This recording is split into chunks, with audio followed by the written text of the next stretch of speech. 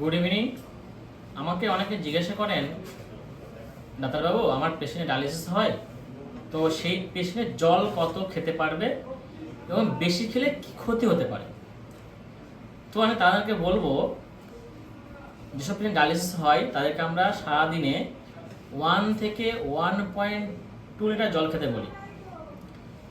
জল বেশি হলে যে সমস্যাগুলো হয় সেগুলো হলো, নাম্বার 1, পেশেন্টের হার্টের উপর চাপ পড়ে, তার ফলস্বরূপ পেশেন্টের হার্ট ফেলিওর হয়ে থাকে।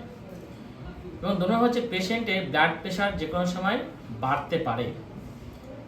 3 নম্বর পয়েন্ট হচ্ছে পেশেন্টের শ্বাসকষ্ট হতে পারে। এবং 4 নম্বর হচ্ছে পেশেন্টের গা, মুখ, পা ফুলতে পারে, যেটা হচ্ছে ডায়ালিসিস পেশেন্টের জন্য আরও বেশি ক্ষতিকারক। তার জন্য আমরা মিনিমাম জল 1.2 লিটারের বেশি সারাদিনে খেতে মানা করি।